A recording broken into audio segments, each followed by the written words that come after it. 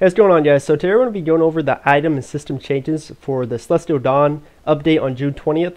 So there's actually a lot of big changes with this patch, and they did cover it in the live stream today, so I'll leave a link to that if you actually want to watch their coverage on it. But I just wanted to go over it with you guys and just kind of go into detail, discuss it with you guys, see what you guys think, and yeah, let's go over it. So first thing is the Zenbean Tray rewards. This one's not very big, but might be big for you if you love cosmetics and stuff like that. So the Widow Hair, Gameplate Style Hair, all the older content stuff, like the 45 cosmetics and stuff like that, they're going to be available for Zenbeans. And that's pretty decent because Zenbeans are really easy to get. Just do some 1v1s, 3v3s.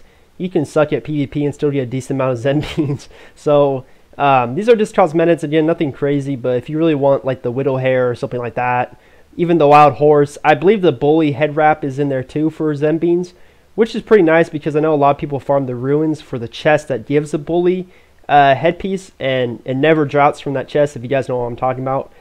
So this is a chance to get it without RNG, so that's nice. So again, if you're a costume collector, you might want that. You might like this change. Overall, not really a big change though. So next thing is the hard difficulty rewards. So this is like their second or third time, I believe, like trying to make hard mode relevant. Last time they did it, it really didn't do much at all. It just kind of, people didn't really care.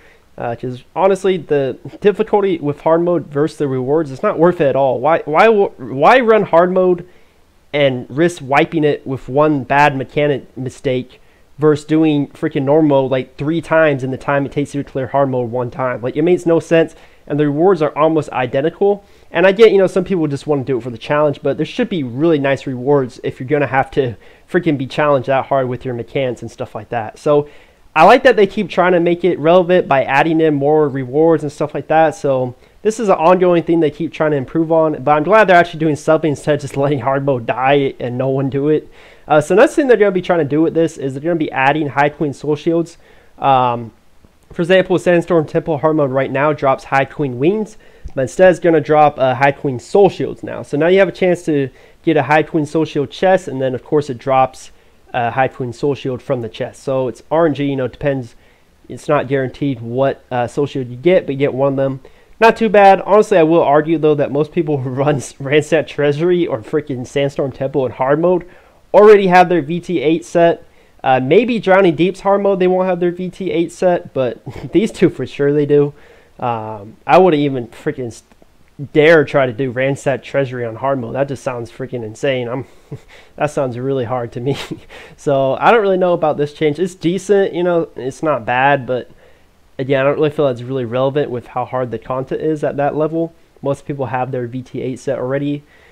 Besides that, they're adding a new item called the Faded Aranzu Necklace. Now this is actually pretty interesting. So they're adding another thing called Aranzu Elemental Prisms. Now these are just like the basically the BT elemental prisms, where they added this a while ago where you can get the BT elemental prisms and trade them in for BT accessories. Like you can get the fire earring from Black Tower without having to run Black Tower itself. You can use the prisms. So they're doing this for the BT Vortex Temple necklaces. So for example, the Aranzu elemental prism, let's say you buy the fire prism from the vendor, which costs 250 helium cores, 25 silver scales, and 100 gold. You buy that, and then you farm one of the hard mode dungeons for the Faded Aranzu necklace, or you can buy it off the marketplace. It is tradable, but it's probably going to be very damn expensive, I guarantee you, so you might just want to farm it. So you trade this in with this, and then the Fire Elemental Prism, and then you can get boom, the Elemental Fire Necklace from Vortex Temple. You can get that. So you don't actually have to do Vortex Temple to get the necklace, which is pretty decent. But one thing I will argue, though, is the silver scales. This is like 2,500 gold worth of silver scales, and that's pretty damn expensive itself. And then if you buy the Aranzu necklace, it's probably gonna cost like at least 1,000 gold. So you're looking at like 3,500, almost 4,000 gold for the necklace, and that's like the same you would pay just to do a carry run with the clan that carries you and lets you buy the necklace from the run. So I wouldn't say it's like a huge difference, but maybe, you know, someone, if they can't get into a run for some reason, they don't have a clan, this is an optional way to get the Vortex Temple necklace or the Science Keep necklace, whatever necklace you need, without having to do a raid. So it's pretty decent, but overall the silver scales are kind of expensive in my opinion. So next thing we're going to be looking at is the Legendary Accessory Augment System.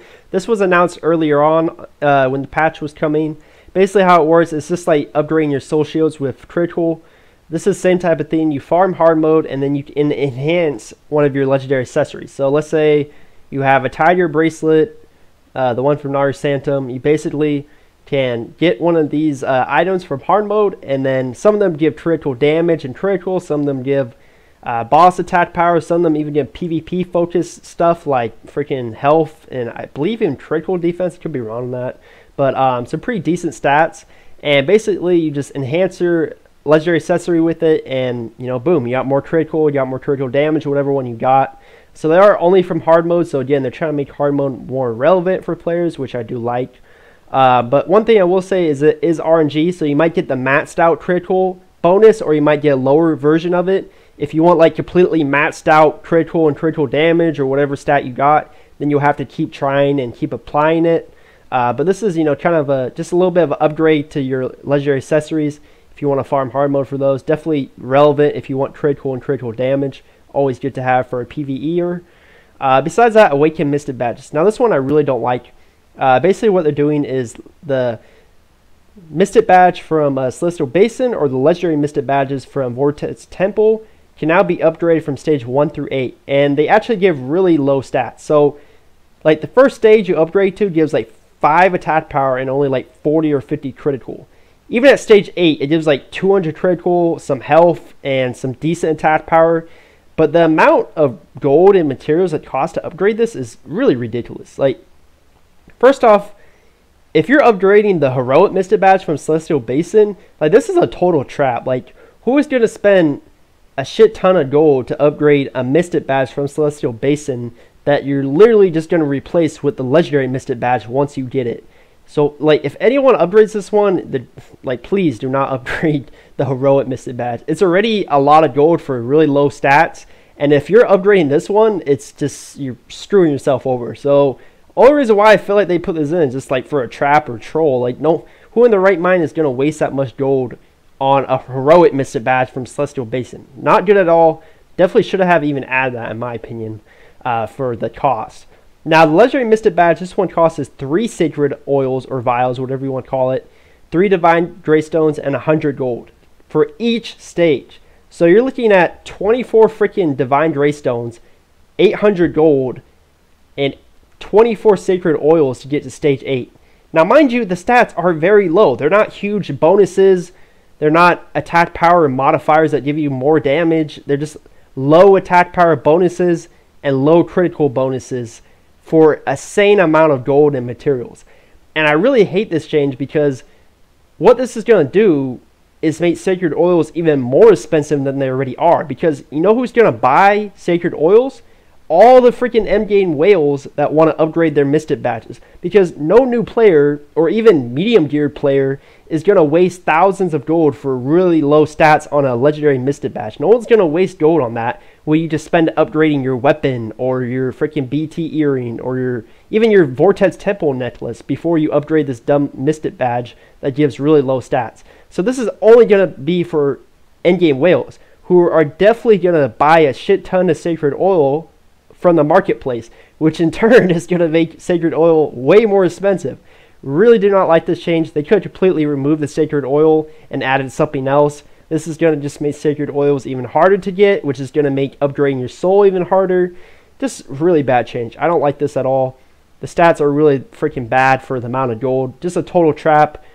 Unless you're a whale, this is not even a good change. I don't like this at all. I'm not a fan. I feel like things like this question if they even play their own game. I don't like this at all. Can't stress that enough. I'm not a fan of that change. Besides that, there's Legendary Accessory Exchange. Basically, now you can get the Helium Bracelet from Sandstorm Temple for 250 Helium cores. You do have to do Sandstorm Temple 100 times, but at least it's guaranteed once you do it 100 times and get the Helium cores, so it's not all RNG. The Helium Bracelet is better when it's upgraded than Tiger and Divine, so eventually you're going to need it. So, you know, it's nice that it is guaranteed if you actually put in the work. Besides that, they actually nerfed the cost for the Elemental Prisms for the BT accessories. Originally, when they put this out, they actually wanted you to spend 600 Helium cores and 30 Blackstones for one Elemental Prism for BT accessory. 600 Helium cores. when they put this out, I literally like I was laughing my ass off. Like, there's no one in their right mind who is going to spend 600 helium cores for one BT accessory. That is ridiculous. And now they've actually seen the light and said, oh, you know what? No one is going to spend that much. So now they dropped it to 250 helium cores, which I still feel like is too expensive for a BT accessory. It should be like 100 at the most. But it is a change. I'll take it. But yeah, when they put 600, I don't know anyone. If you spend that much, rest in peace. I don't know. That was a really bad idea. But at least they reduced it now.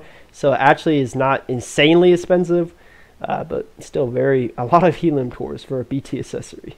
Besides that, legendary soul badges changed. With this, basically they had a skill patch where they kind of screwed over like Windblade dancers with their badge because it made the badge really weak. So now you can exchange that badge for a new badge, so you don't have to be mad anymore at Blade and Soul. Same thing for Soul Fighters because they changed all their animations and stuff like that. So this is only for Blade Dancers and Soul Fighters, but now you can exchange your badge for a better badge instead of having that useless one after the skill patch they put out. Besides that, that's really the big changes. Honestly, Celestial Basin, really good for new players. Hard mode difficulty, trying to make it better. I like that a lot. Cosmetics, more options like that. Crafting, really great too. Only thing I don't like is this dumb Awakened Mystic badge. Really bad idea. Just not good at all for the economy. But just going to benefit endgame whales for sure. Don't like it at all. But overall, a lot of really good changes and just a few bad changes. I will take that for sure. Hope you guys enjoyed this pretty long video, but so much information, had to cover it. Let me know what you guys like about this patch. Let me know what you hate about it. Like those freaking Awakened Mystic badges. Hate that. But overall, let me know what you guys think about this patch. And I'll see you guys real soon.